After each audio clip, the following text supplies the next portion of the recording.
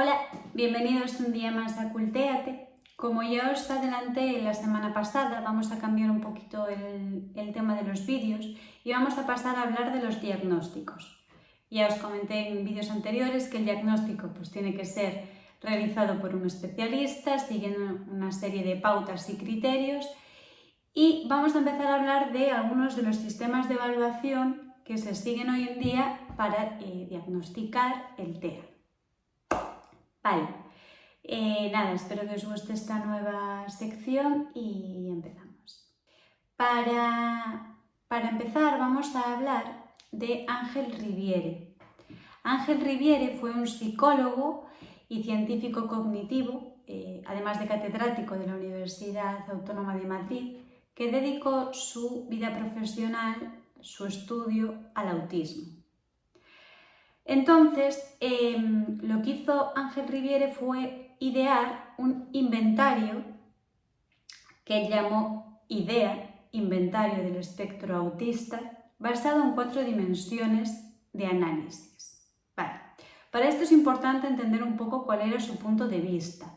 Él defendía que los seres humanos tenemos unas cualidades específicas y universales, es decir, que nos diferencian de otras especies y que son universales a todos los seres humanos, como el desarrollo de un lenguaje, etcétera, etcétera. Bueno, ¿qué pasó? Que él se dio cuenta que cuando trataba con niños, niñas, adultos, con TEA, estas características que él veía como rasgos universales y característicos de la especie humana se manifestaban de forma diferente o presentaban algún tipo de dificultad. Entonces elaboró el test, el inventario del espectro autista, para evaluar en qué grado de profundidad se presentaban esos síntomas.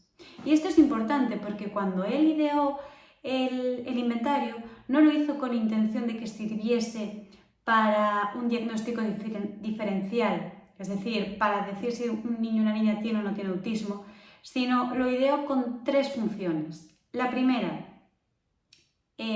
medir la severidad del trastorno, es decir, en qué grado es severo un síntoma en concreto. Además, esto es importante porque al haberlo ideado en diferentes dimensiones, nos permite una evaluación global más amplia. Después, para escoger una estrategia adecuada.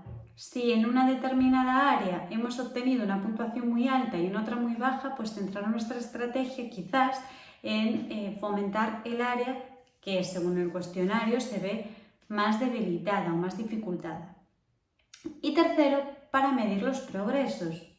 Al final, si yo estoy trabajando con un niño o una niña con TEA, pues espero que haya un progreso a medio o largo plazo. Entonces también la función del inventario sería evaluar cómo han variado esas puntuaciones y si hay o no un avance.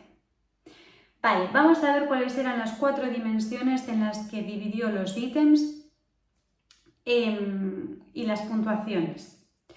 En primer lugar, encontraríamos la dimensión social, ¿vale? Donde metió distintos ítems que tendrían que ver con, él los llamó trastornos, trastorno de la interacción social, trastorno de la referencia conjunta o trastorno intersubjetivo.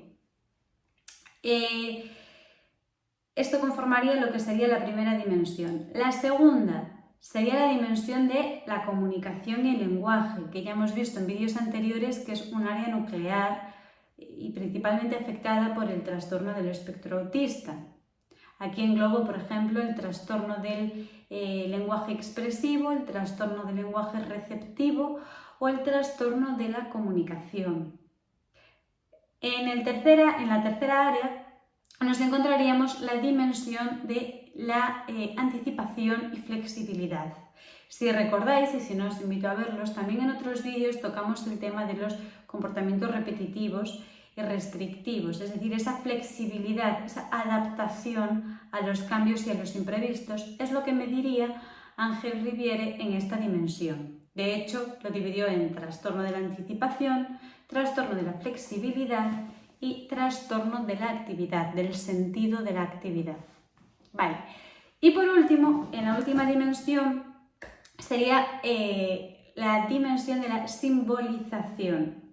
Como ya hemos comentado en otros vídeos, una de las dificultades que presentan los niños con TEA, niñas con TEA, es precisamente el juego simbólico. Es entender que no todo es literal, que puedo jugar a ser Superman sin serlo.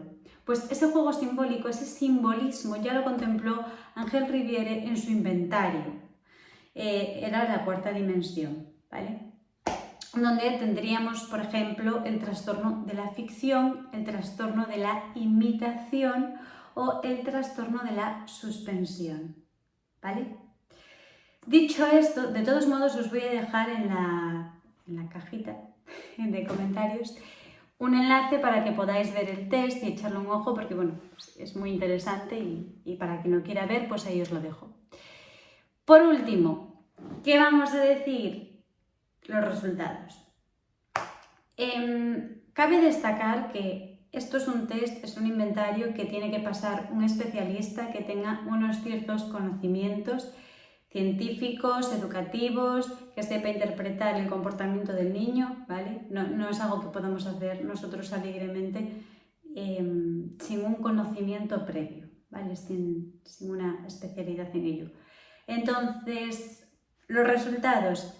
Para él había 4 tipos de autismo posibles. Tendríamos el tipo 1, que sería el tipo Kanner, es un autismo al uso y correspondería a la puntuación más elevada. De hecho, es entre 70 y 96, si no recuerdo mal. Y sería un autismo muy severo, un trastorno muy agudo, con una serie de complejidad en la vida cotidiana muy grande, ¿vale? El nivel 2 para él sería el autismo regresivo. Esto es lo siguiente. Algunos casos de TEA no es que aparezcan progresivamente, sino que un niño o una niña tiene un desarrollo aparentemente neurotípico y llega a una edad en la que parece que las habilidades que había adquirido las pierde.